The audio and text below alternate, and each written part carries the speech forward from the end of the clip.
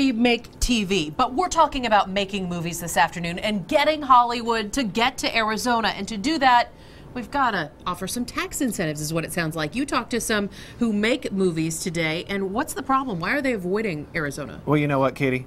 It always comes down to money, doesn't it? Always. It's always the mighty dollar. So when you look at states like Louisiana, they offer like 40 cents back on every dollar when they go in there and they film. So places like Arizona, we offer nothing. So when Paramount Pictures, right, when Paramount Pictures is looking to come here and film, you know, they're probably not going to pick Arizona. In some cases, they will even change the script to make sure it fits that cheaper location.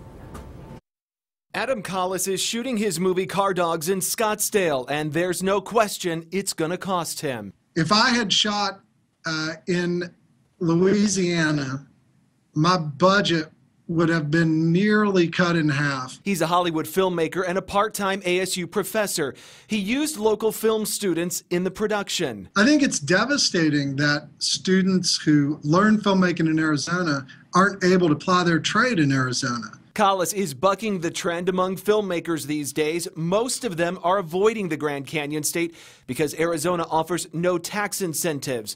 Most are instead opting for places like New Mexico or Louisiana, where they can get at least some of their budget back. So many decisions on where we're going to shoot are made based on tax credits. Sean Covell produced Napoleon Dynamite. He had to change a script all because of tax incentives. Paramount made us move our horror film set in the swamp to Vancouver in the pine trees. And frankly, it really hurt the movie. But that was entirely based on the draw of the incentive. So how much money are we talking about? Just today, Massachusetts nixed its film incentives after dishing out $80 million in tax credits in a single year. The argument for some states, Hollywood takes the money and skips town. Sean says it's a legit argument, but there's a lot more to it. What they're not paying attention to is $100 million movie where Brad Pitt gets $10 million bucks. That means $80 million are still being spent locally.